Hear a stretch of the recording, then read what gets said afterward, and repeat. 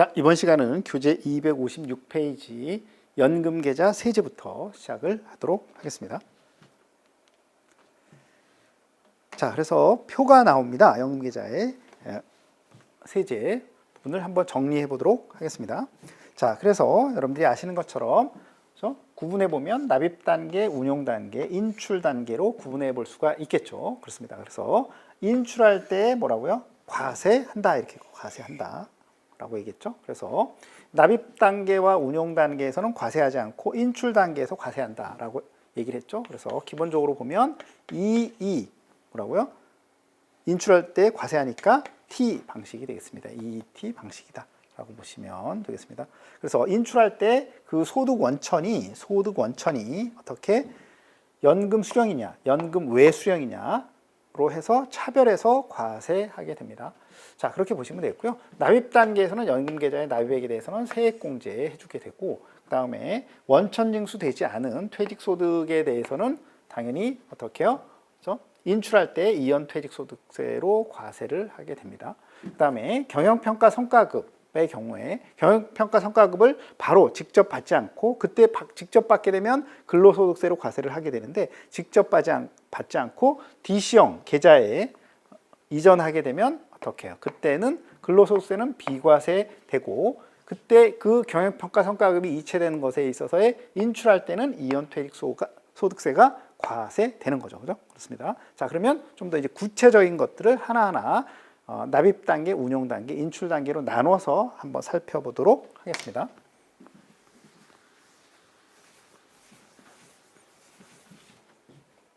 자, 그 내용이 하단 납입 단계 세제, 그러면 연금계좌 세액공제를 한번 살펴보도록 하겠습니다. 그래서 257페이지 보시면 연금계좌 납입액 및 세액공제 한도가 되겠죠. 그렇습니다. 자, 그래서 보시면 소득 납입 한도를 일단 한번 보셔야 되겠죠. 소득세법에서 정한 연금계좌의 연간 납입 한도는 1,800만 원이 되겠습니다. 자, 그런데 이 납입 한도 1,800만 원과 뭐라고요? 그죠? 상관없이, 관계없이 납입이 가능한 것이 우리가 지난 시간에 배웠던 것처럼 세 가지가 있었죠. 그래서 세 가지를 다시 한번 설명하고 있습니다. 그래서 다음 줄에 보시면 연금계좌에 납입한 소득세가 원천 징수되지 않은 경영평가 성과급, 그죠?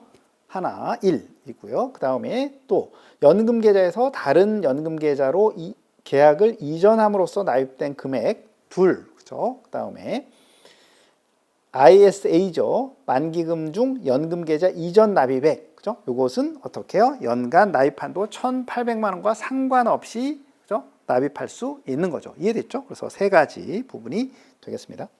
자, 그러면 이제 세액공제 한도를 한번 보도록 하겠습니다. 그래서 표 6-2를 한번 정리를 해봤는데요. 그렇습니다. 자, 그래서 연금계좌라고 하는 것은 연금저축계좌와 퇴직연금계좌로 나누어지게 됩니다. 자, 그래서 연금저축계좌를 한번 살펴보도록 하겠습니다. 연금저축계좌의 한도는 400만 원이거나 300만 원이 되겠습니다. 자, 그런데 300만 원인 경우에, 그죠? 다시해서 줄어드는 경우가 어떤 경우가 있느냐라는 거죠. 그렇습니다. 그래서 이 부분이 되겠습니다. 그래서 종합소득 금액이 1억 원을 초과하거나 근로자로서 총 급여액이 1억 2천만 원을 초과하는 경우에는 연금저축에 대한 세액공제 대상 한도를 100만 원을 줄여서 300만 원이 되겠습니다. 300만 원. 그렇죠? 그래서 이런 경우는 그냥 쉽게 얘기하면 고소득자라고 볼 수가 있겠죠. 그죠? 그렇습니다. 그래서 고소득자의 경우에는 연금저축계좌의 한도를 100만 원을 줄여서 기존의 400만 원에서 100만 원을 줄인 300만 원을 적용한다라는 겁니다. 그래서 이 내용 반드시 알고 계셔야 되는 내용이 되겠습니다. 자, 그러면 종합소득 금액이 1억 원 이하이거나 총 급여액이 1억 2천만 원 이하인 그런 경우에 있어서는 연금저축계좌는 당연히 400만 원이 되겠죠. 그죠? 그렇습니다. 네, 그렇게 보시면 되겠고요. 그 다음에 연금저축계좌를 가입하지 않았다라고 한다면 퇴직연금 계좌만으로 700만 원이 되겠습니다. 700만 원 이렇게 되는 것이고요.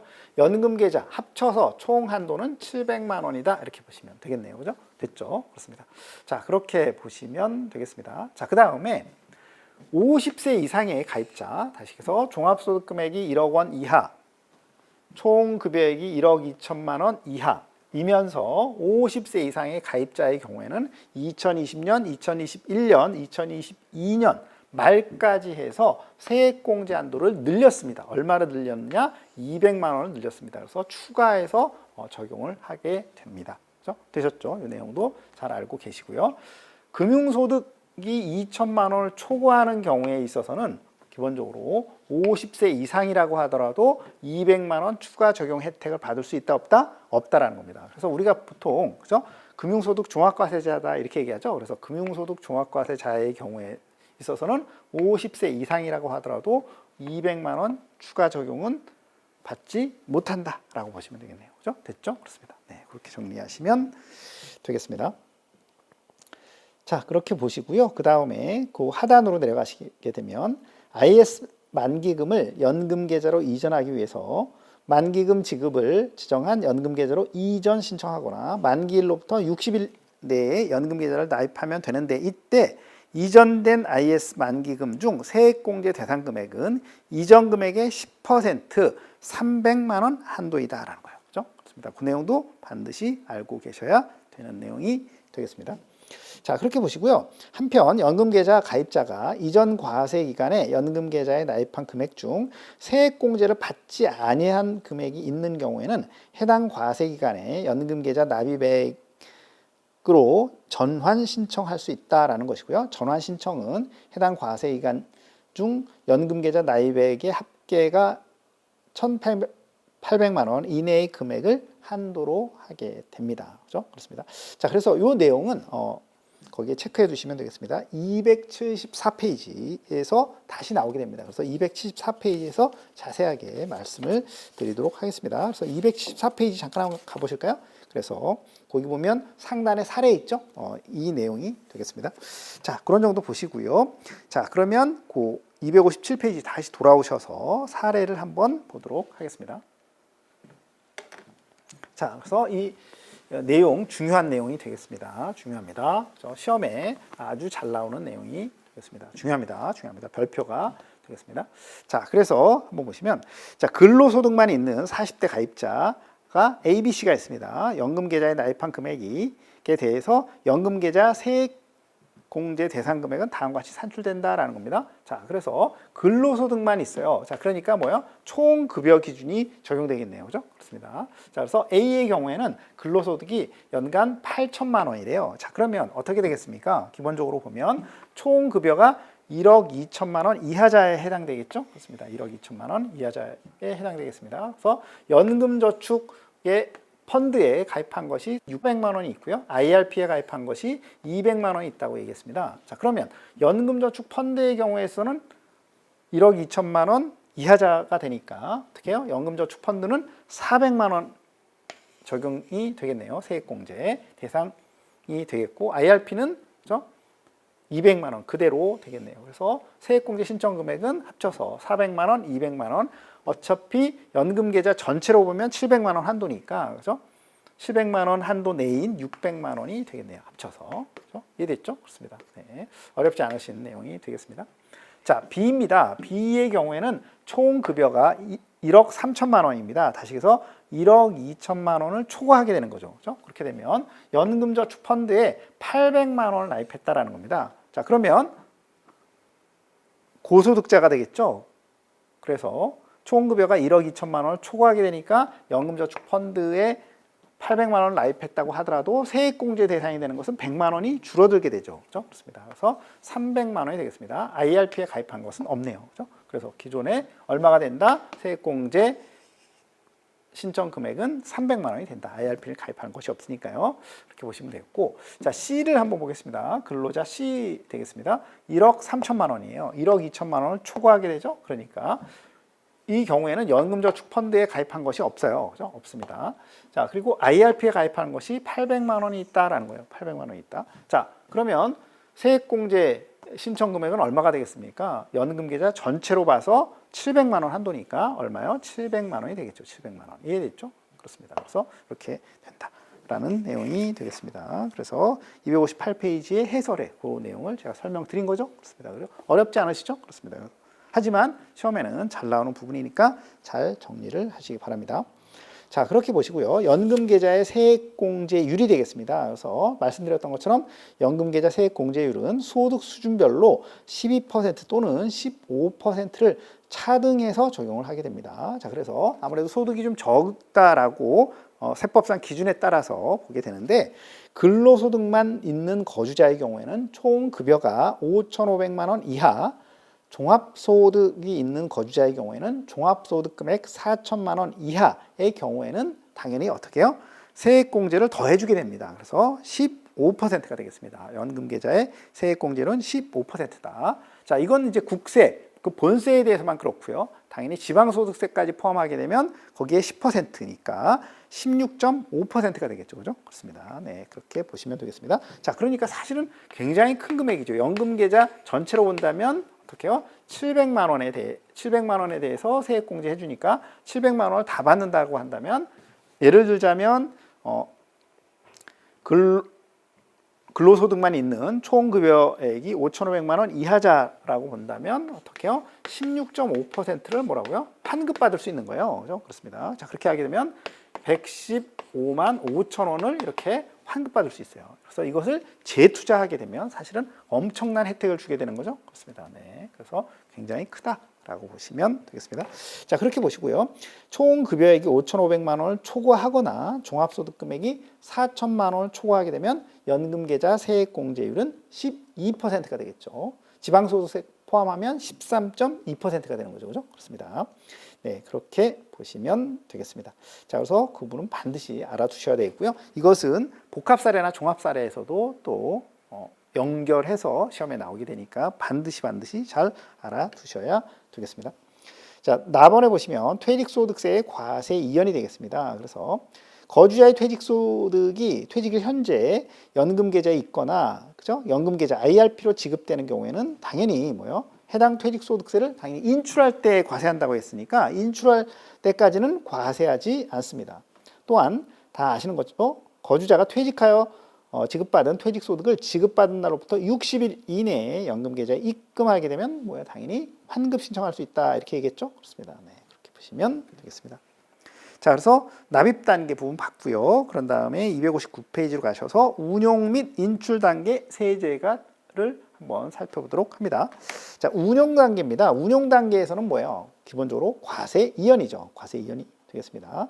자, 그래서 첫 번째 줄, 연금 계좌에 납입된 적립금의 운용에 따른 투자 수익에 대해서는 어떻게 해요? 운용 기간 중 과세하지 않고 그 적립금을 인출할 때 소득 원천별로 과세한다고 했죠? 이미 말씀을 드렸습니다. 자, 그래서 그렇게 운용 단계에서 과세하지 않음으로 인해서 네 번째 줄 내려오게 되면 연금 계좌의 투자 수익을 높이는 효과적인 수단으로 당연히 기능하겠네요. 자, 인출 단계의 세제, 그죠? 말씀 드립니다. 그래서 두 번째 줄에 연금 수령으로 보느냐, 연금 외 수령으로 보느냐에 따라서 달라진다고 했죠. 기본적으로 보면 세제상 혜택은 연금 수령을 기본으로 한다라고 보시면 되겠습니다. 그래서 연금 수령의 경우에는 저율의 연금소득세를 과세하고 또는 이연 퇴직소득세를 경감하는 절세 혜택이 있게 됩니다. 그렇습니다. 자, 그래서 보시면 되겠고요. 연금 외 수령의 경우에는 그런 어떤 경감, 그죠? 세금을 깎아주는 그 경감 혜택이 없게 됩니다. 자, 그러면 저희가 한번 살펴보도록 하겠습니다.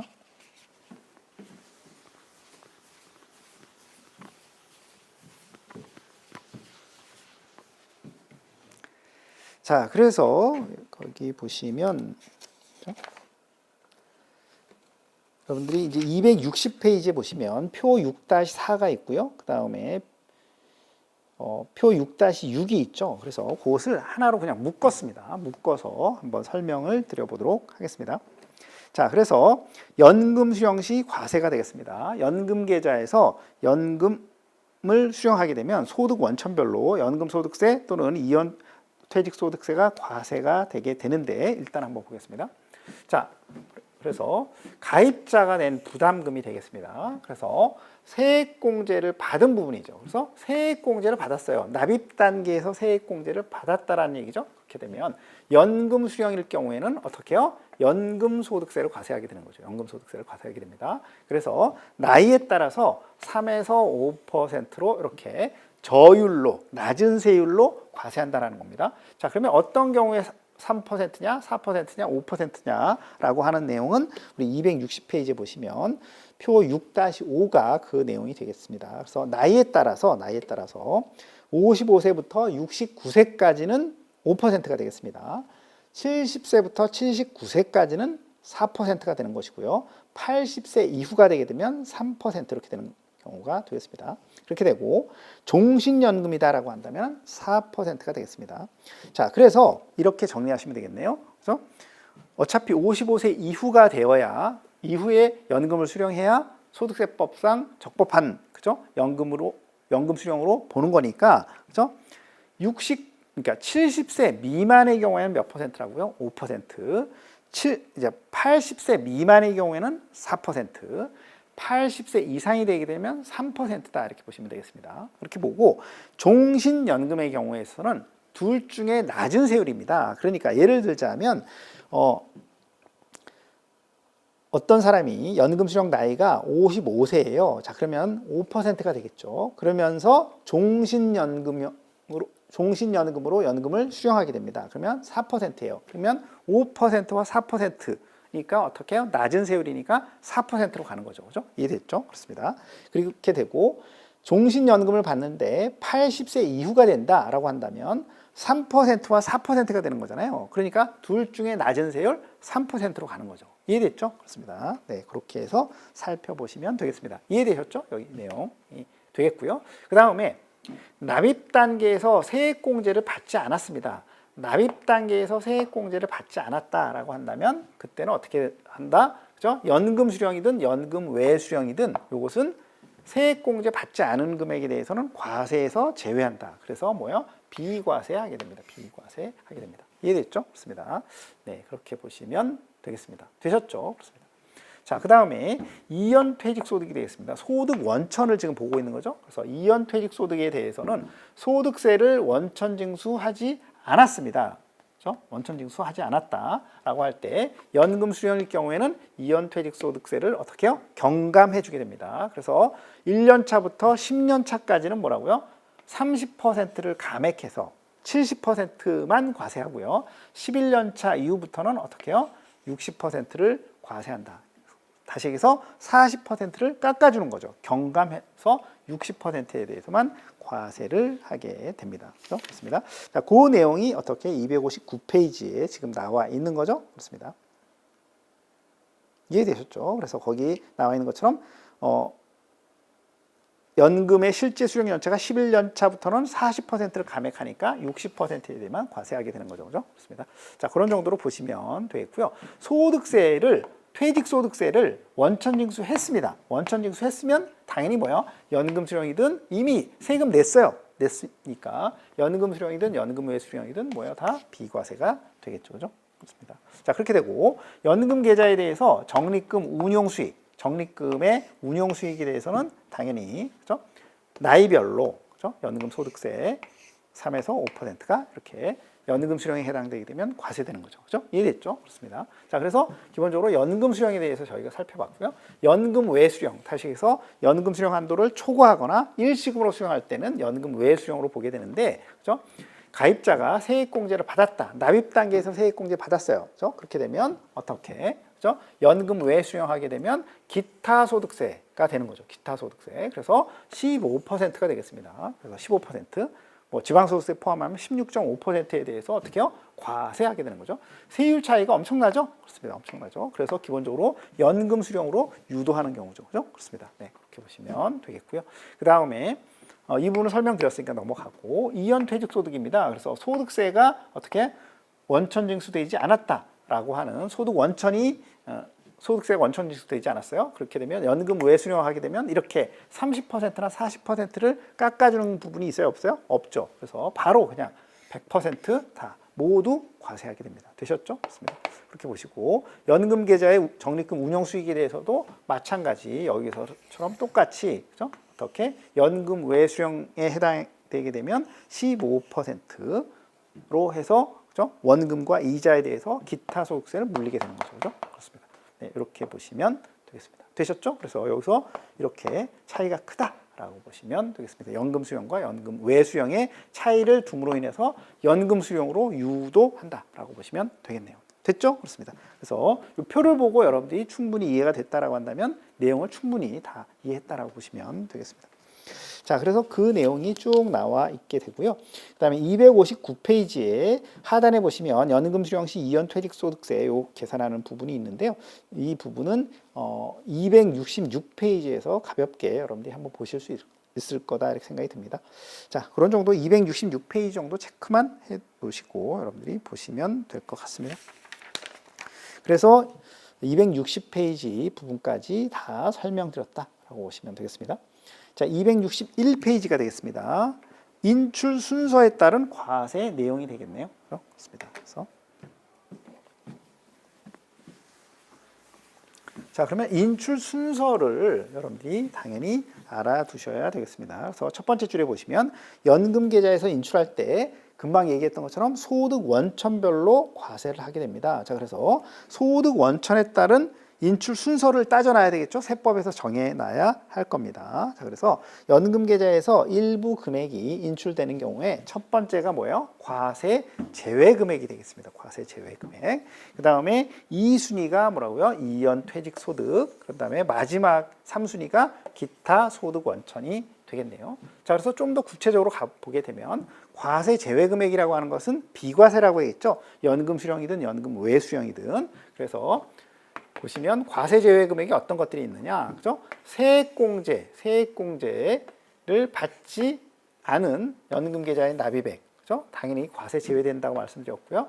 퇴직소득세가 앞에서 우리가 봤죠? 원천징수된, 이미 퇴직소득세가 원천징수됐어요. 거기에 대해서 다시 또 어떻게 세금을 물릴 수는 없겠죠. 그러니까 세액공제 납입 단계에서 세액공제를 받은 금액에 대해서 인출 단계에서 과세한다는 거예요. 자, 그런데 이미 세액공제를 받지 않았어요. 그러거나 아니면 이미 퇴직소득세를 이미 냈어요. 이런 경우에는 다 뭘로 보겠다? 과세 제외 금액으로 봐서 비과세하겠다. 이런 얘기가 되겠죠. 그죠? 그렇습니다. 그것이 1순위가 되겠습니다. 그다음에 2순위는 뭐 당연히 이연 퇴직소득인데 퇴직소득세가 원천징수되지 않은 퇴직급여, 그다음에 근로소득세가 원천징수되지 않은 경영평가 성과급은 이연 퇴직소득으로 과세하는 거죠.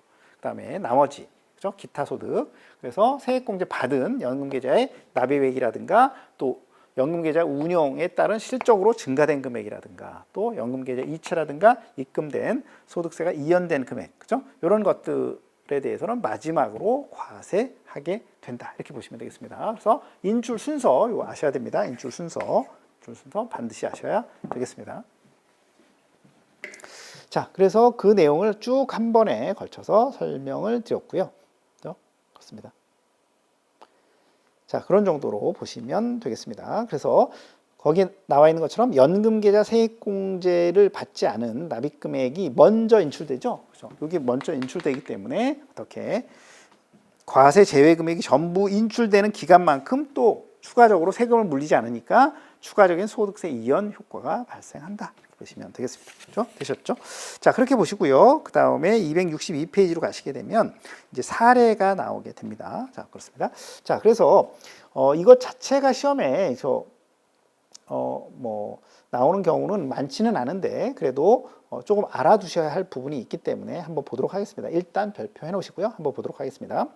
연금 계좌의 인출 순서에 따른 과세 내용 이렇게 보시겠습니다. 자, 김성실 씨 55세인데요. 퇴직하면서 받은 퇴직금 중 1억 원을 IRP로 운영하려고 합니다. 자, IRP는 세전 연 4%로 운영되며 60세부터 20년간 연금을 수령할 계획이고요. 이에 따른 김성실 씨의 연금 수령 시 과세 내용은 다음과 같습니다. 자, 그러면 한번 정리를 한번 해보셔야 될 내용이 되겠습니다. 자, 일단 한번 보겠습니다. 자, 55세이고요. 그런 다음에 55세에 퇴직을 했다 이거죠. 그렇습니다. 퇴직을 했고 이때 받은 퇴직금이 얼마라고요? 1억 원입니다. 1억 원이에요. 그 다음에 이것을 언제부터 그 연금을 받으려고 하냐면 60세부터 받으려고 한대요. 60세부터 연금을 받으려고 한대요. 그렇죠? 연금을 받으려고 한다. 그래서 몇 년을 받으려고 하냐면 20년이다 이렇게겠죠. 그렇습니다. 그러면 80세 초에는 사망한다. 이런 얘기가 되겠네요. 그런 다음에 운영수익률은 세전 4%다. 그죠? 이렇게 얘기를 드렸어요. 자, 그렇습니다. 그러면 이렇게 한번 보면 되겠네요. 자, 그러면 5년 동안은 퇴직해서 받은 1억 원을 가지고 5년 동안 운영한다고 했죠? 그렇습니다. 그러면 60세 시점에 연금을 받는 시점에 적립금은 얼마가 되어 있을까요? 그렇죠? 그렇습니다. 이건 이렇게 되어 있겠죠. 1억 원에다가 연 4%씩 운영한다고 했으니까 4%씩 5년간 운영이 되겠네요. 그죠? 그렇습니다. 이렇게 해서 계산해 보게 되면 얼마가 나오게 되냐면 121665가 나오게 됩니다. 그래서 121665 이렇게 나오게 된 거죠? 그렇습니다. 이렇게 나오게 됩니다. 자, 그런 다음에 이제 연금으로 받는다고 얘기했어요. 그러면 연금으로 받게 되면 어떻게 될까요? 그죠? 121665를 가지고 몇 년 동안? 20년 동안 연금을 받게 되는 거죠. 연 4%로 받게 됩니다.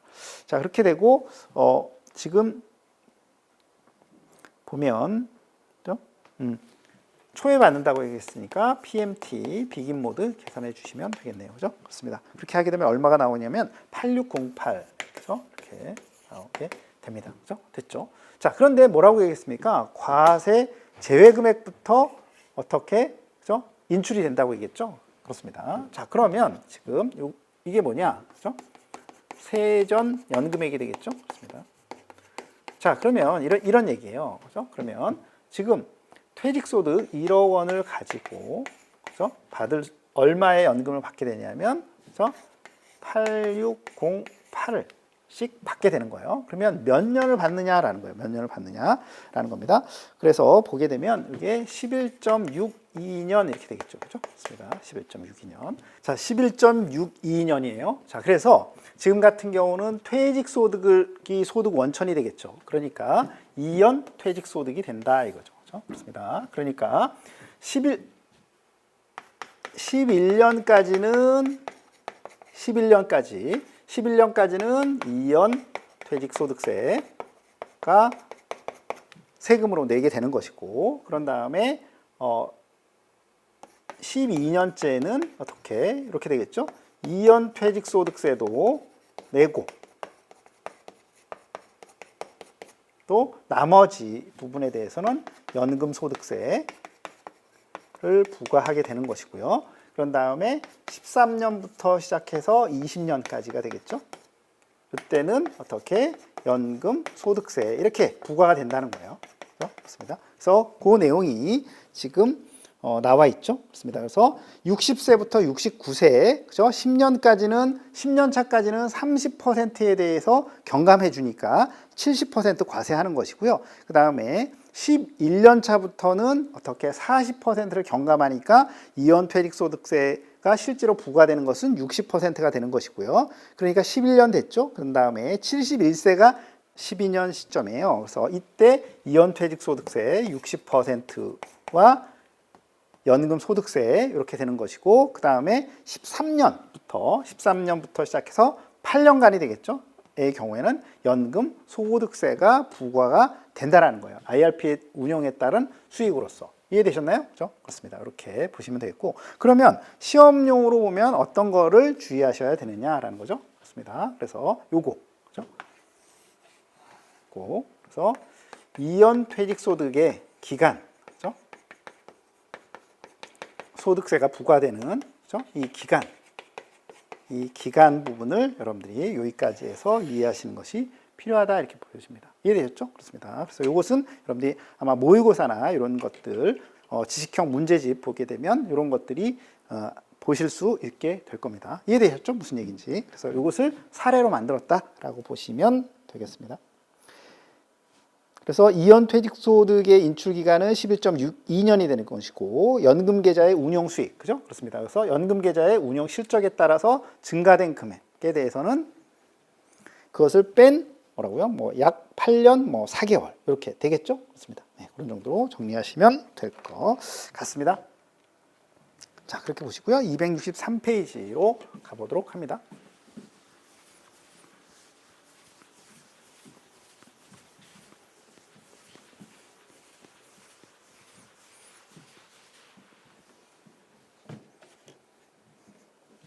자, 그럼 먼저 1. 퇴직 일시금을 수령한 퇴직 근로자를 한번 살펴보도록 하겠습니다. 자, 퇴직급여는 근로자 명의의 IRP로 이전하는 방식으로 지급하도록 되어 있지만 근로자 명의의 예금 계좌로 직접 지급하는 경우도 발생할 수 있다 이렇게 얘기했죠. 그렇습니다. 그래서 IRP로 이전하는 것이 원칙이죠. 자, 그런데 근로자 명의로 예금 계좌에 직접 지급하는 경우도 발생할 수 있다라고 얘기를 했습니다. 그래서 거기에 185페이지 체크해 두시면 되겠습니다. 그래서 185페이지 가볍게 한번 보고 가도록 하겠습니다. 그래서 185페이지 보니까 뭐예요? 퇴직급여를 가입자에게 직접 지급할 수 있는 사유로 4가지가 있었죠? 그렇습니다. 그래서 그 내용이 지금 여기서 얘기하는 내용이다 하고 보시면 그죠? 되겠습니다.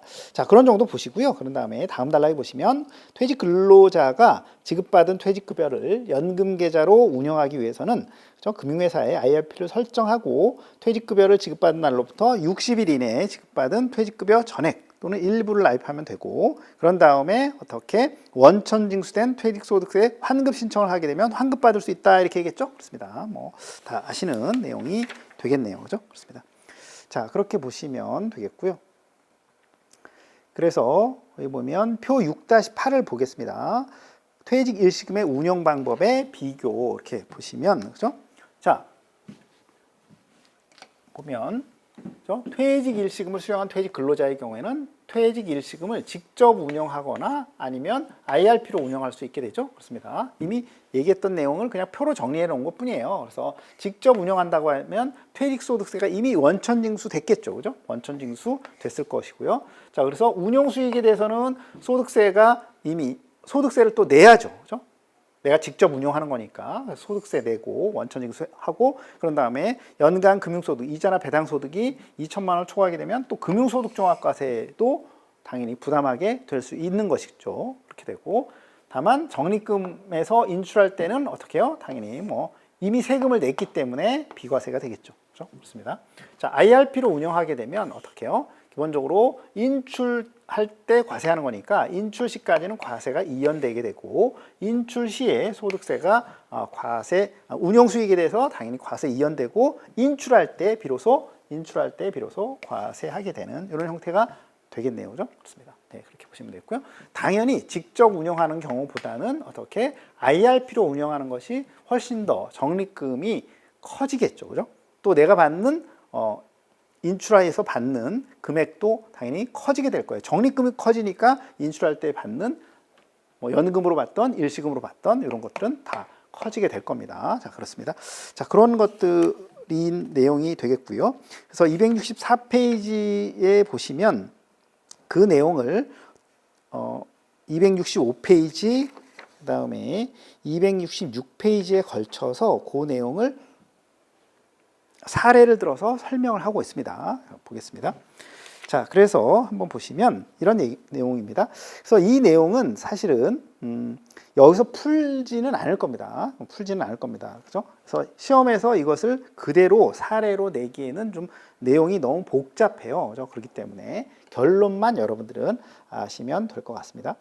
자, 그래서 264페이지 보시면 표 바로 밑에 자, 아래 사례를 통해서 퇴직급여를 금융상품에 투자해서 직접 운영하는 방법과 또 IRP로 이전하는 운영 방법의 과세 이연 효과를 살펴보자 이렇게 돼 있죠. 그렇습니다. 그래서 다음 줄에 보면 예를 들어서 직접 운영하는 경우에 세전 수익률이 연 5%인데 세후로 보면 연 4.23이 될 것이고요. IRP의 운영 수익률은 연 5%로 가정해서 보고 그런 다음에 퇴직금 세전 2억 원을 지급받은 후 5년간 투자하고 20년간 연금을 수령하는 경우에 평가액을 한번 비교해 놓은 겁니다. 그래서 265페이지 보시면 표가 있죠? 표 있습니다. 그래서 직접 운영하는 경우에 퇴직 시점의 투자 금액이 191,264인 것에 비해서 IRP로 운영하게 되면 당연히 과세 이연되기 때문에 2억 원을 그대로 갖게 되는 거죠. 그렇게 되고 연금 개시 시점에 연금 적립금 평가액도 보니까 IRP로 운영하는 경우에 있어서의 금액이 더 커지게 되고 연금 수령액의 그죠? 은퇴 시점의 세후 평가액도 당연히 IRP로 운영한 것이 더 커진다라는 것을 실증적으로 보여주고 있는 그런 사례가 되겠습니다.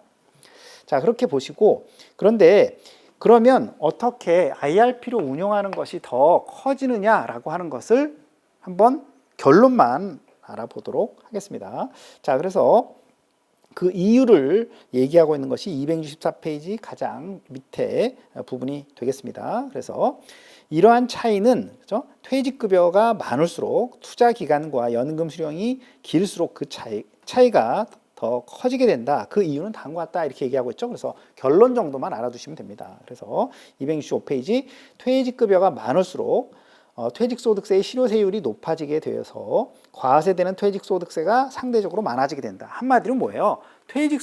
내가 받는 퇴직금이 많으면 많을수록 퇴직소득세가 높아지게 된다라는 거예요. 높아지게 된다. 그렇습니다. 상대적으로 많아지게 된다라는 것이고요. 2번에 보시면 퇴직급여를 IRP로 이전하고 인출할 때까지 기간이 길수록 복리 효과에 의해서 환급되는 퇴직소득세의 수익 창출 효과가 높아지게 된다. 그렇죠? 그렇습니다. 자, 그러니까 직접 운영하게 되면 이 퇴직소득세가 많아지는 거잖아요. 자, 그런데 IRP로 하게 되면 기본적으로 과세 이연되는 거잖아요. 그러니까 세금을 안 물리게 된다는 얘기죠. 그러니까 이 금액이 높아지겠죠. 그럼 높아지니까 당연히 그거에 따른 여기서 나오는 것처럼, 그죠? 인출할 때까지 기간이 길수록 복리 효과가 계속 불어나겠죠. 그죠? 그렇습니다. 그래서 불어날 거다라는 거예요. 그래서 퇴직소득세의 수익 창출 효과가 높아지게 된다. 이렇게 표현하고 있는 것이고요. 그 다음 세 번째, 연금 수령 기간이 길수록 연간 배분되는 이연 퇴직소득이 적어지게 되고, 이에 따라서 이연 퇴직소득세의 과세 기간이 길어지면서 퇴직소득세의 현가는 적어지게 된다. 그러니까 결론적으로 보면 이연 퇴직소득세를 한꺼번에 내는 게 아니죠. 그렇죠? 예를 들어서 20년이다, 뭐 10년이다라고 한다면 10년을 나눠서 내게 되는 거잖아요. 나눠서 내게 되고 연금 수령으로 하게 되면 어떻게 됩니까? 기본적으로 뭐 40%, 30%를 감면받게 되잖아요. 그러니까 70%와 60%에 대해서만 내게 되는 거니까 나눠서 또 내게 되는 이런 효과를 가져오게 됩니다. 그렇기 때문에 그것을 현재 시점으로 할인한 현재 가치는 훨씬 더 적어지게 되겠죠. 그죠? 그렇습니다. 그러므로 인해서 IRP로 운영하는 것이 세금의 세제상 혜택으로 보면 훨씬 더 커진다 이런 얘기입니다. 그래서 그런 정도로 그냥 가볍게 알아두시면 되겠습니다. 자, 그렇게 되고요.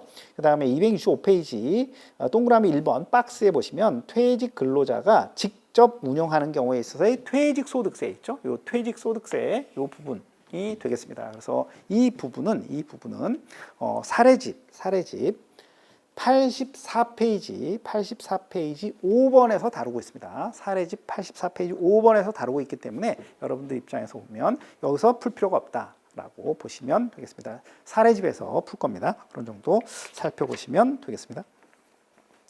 그 다음에 266페이지로 가시게 되면 IRP로 나입해서 운영하는 경우, 이것도 그죠? 우리가 앞에서 뭐 봤었죠? 금방 봤었던 이연퇴직소득세 또 연금소득세 이런 부분을 가지고 다루고 있습니다. 그렇기 때문에 여기서는 그냥 생략해도 될 것 같다 이렇게 생각이 듭니다. 267페이지 부분까지 그런 정도 보시면 되겠습니다.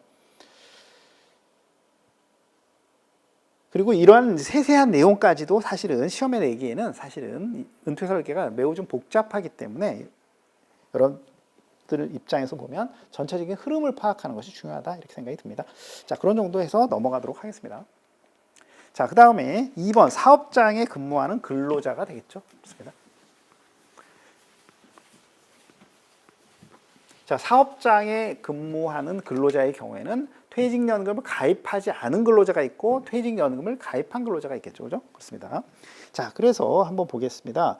그래서 가번에 퇴직연금을 가입하지 않은 근로자의 경우에 뭐 보도록 하겠습니다. 자, 그러면 퇴직연금 제도를 도입하지 않은 사업장에 근무하는 근로자도 당연히 IRP 가입할 수 있죠. 그렇습니다. 그래서 따라서 연금 계좌를 활용하기 위해서는 금융회사에 IRP 연금으로 나는 수령받고 싶다라고 하면 퇴직연금을 가입하지 않은 근로자의 경우에는 IRP를 설정하거나 또 연금저축계좌를 설정하면 되겠네요. 그죠? 그렇습니다.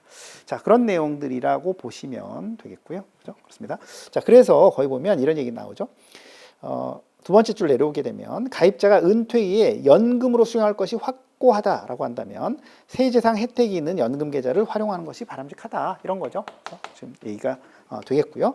그 다음에 다음 줄에 은퇴하기 전에 어떻게 적립금을 인출한다든가 은퇴 이후에 연금 이외의 방법으로 인출할 가능성이 높다고 한다면 어떻게 해요?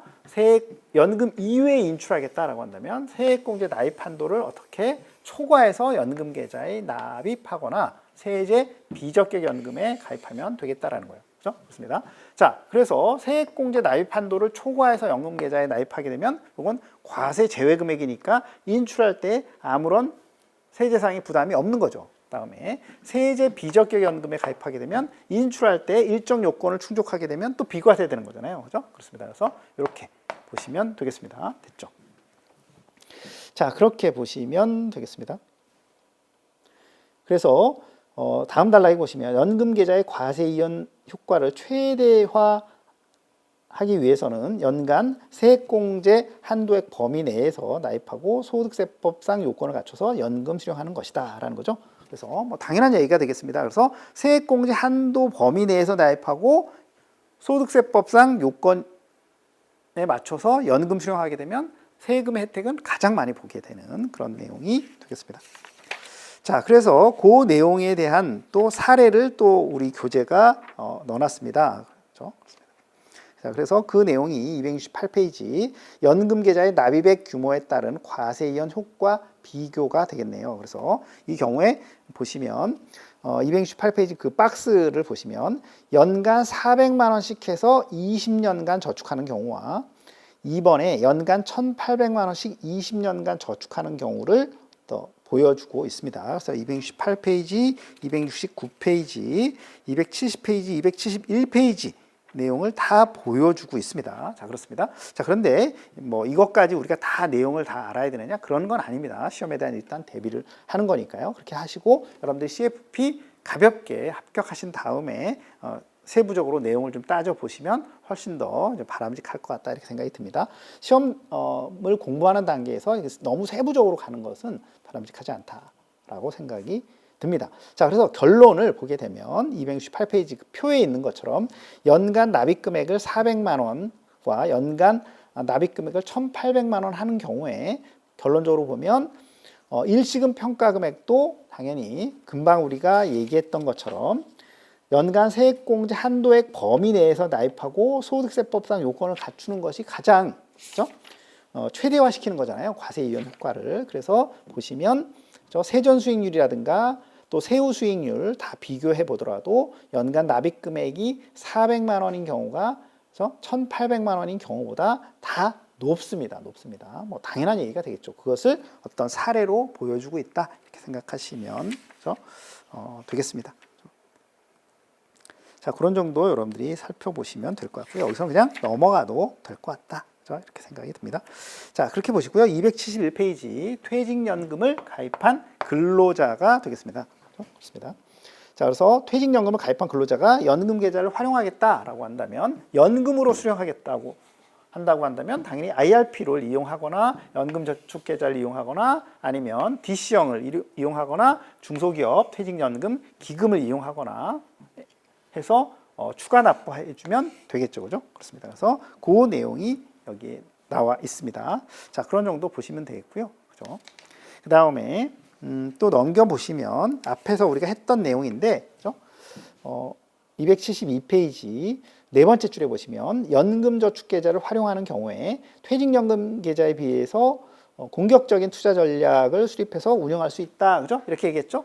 그렇습니다. 그래서 기본적으로 DC나 IRP의 경우에는 위험자산에 대한 투자 한도 70% 한도 내에서만 투자가 가능하다고 얘기했잖아요. 자, 그런데 연금저축계좌에서는 그런 한도가 없다고 했죠? 앞에서 위험자산에 대한 투자 한도가 없다고 했습니다. 그래서 좀 더 공격적으로 투자하려면 연금저축계좌에 나입하는 것이 바람직하다. 뭐 이런 얘기를 하고 있다라고 생각하시면 되겠습니다. 그래서 이 내용은 중요한 내용이니까 여러분들이 알아두실 필요가 있다. 그렇죠? 그런 정도로 정리하시면 되겠습니다. 자, 그렇게 보시고요. 그 다음에 3. 경영평가 성과급의 DC형 퇴직연금 운용이 되겠습니다. 운용이 되겠습니다. 그래서 이 내용은 거기다가 205페이지 체크해 두시기 바랍니다. 205페이지 한번 가볼까요? 205페이지 한번 보도록 하겠습니다. 자, 205페이지 하단에 보시면 라번의 경영평가 성과급의 퇴직연금 이전 운용 앞에서 이미 다 했던 내용이 되겠습니다. 다시 나왔다라고 보시면 되겠습니다. 자, 그래서 첫 번째 줄 경영평가 성과급을 DC형 퇴직연금에 적립하는 방식으로 지급되는 경우에 근로소득세가 원천 징수되지 않고 55세 이후 인출할 때 그죠? 이연퇴직소득세가 과세돼서 절세할 수 있다. 이미 말씀드렸죠? 그렇습니다. 네, 그렇게 보시면 되겠고요. 그래서 소득세법상 요건을 다음의 요건을 모두 갖춰야 한다 이렇게 얘기했습니다. 자, 그래서 보시면 박스에 퇴직급여 제도에 가입 대상이 되는 근로자, 임원을 포함해서 전원이 적립을 할 것 이렇게 돼 있고요. 단 가입을 원하지 않는 경우에는 본인의 신청에 의해서 DC형으로 이전하지 않을 수 있다 이렇게 얘기했습니다. 자, 그래서 한번 보시면 지금 이런 내용이죠. 자, 그러니까 그죠? 경영평가 성과급을 어떤 사람은 나는 그냥 직접 받고 나는 DC형 퇴직연금 계좌로 운영하지 않고 나는 어떻게 그죠? 직접 그냥 받아서 쓰겠다라고 하는 사람도 있을 수 있잖아요. 그런 사람들은 어떻게 해요? DC형으로 이전 안 할 수도 있다라는 얘기입니다. 안 할 수도 있다라는 거죠. 그렇습니다. 자, 그런 정도 보시면 그죠? 되겠습니다.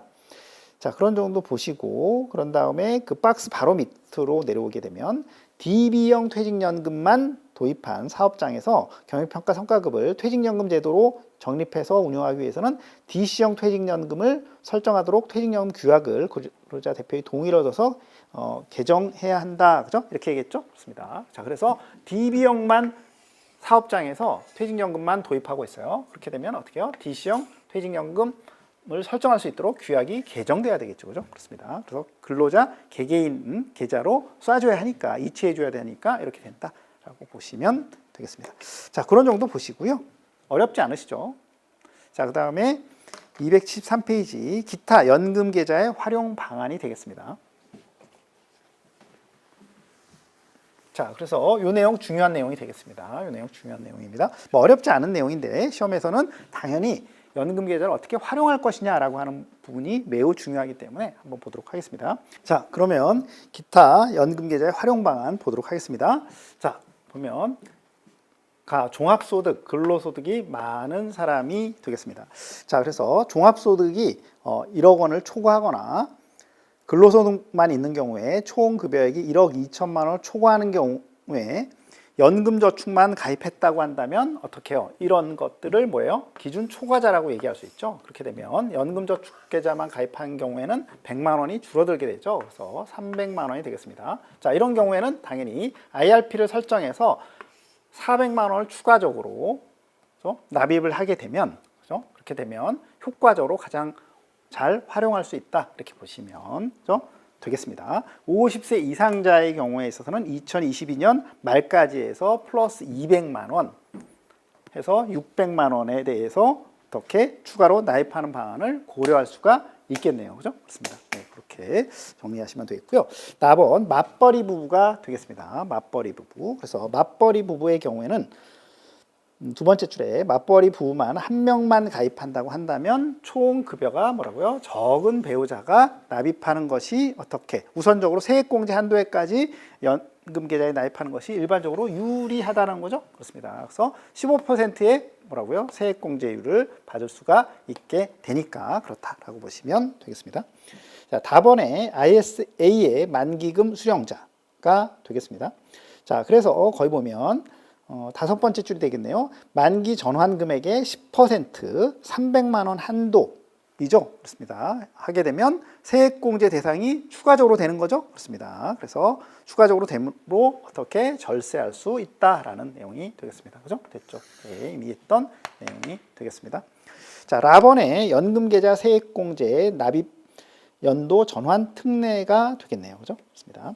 첫 번째 줄에 보시면 연금계좌 납입액 중에서 세액공제 한도 초과 등으로 세액공제를 받지 않은 금액은 해당 과세 연도 이후에도 세액공제 신청이 가능하게 됩니다. 자, 그렇습니다. 자, 그 내용이 274페이지 내용이 되겠습니다. 박스 사례에 대한 내용이 되겠습니다.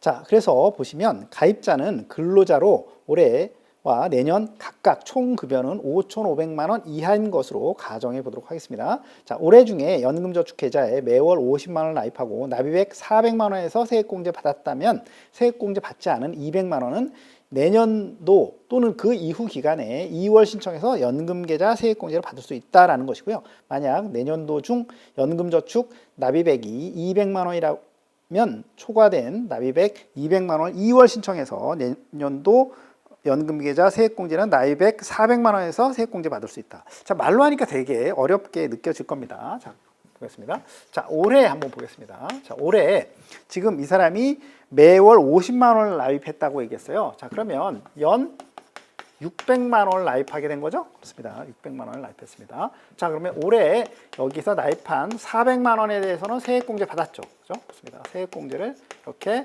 받았다라는 겁니다. 그죠?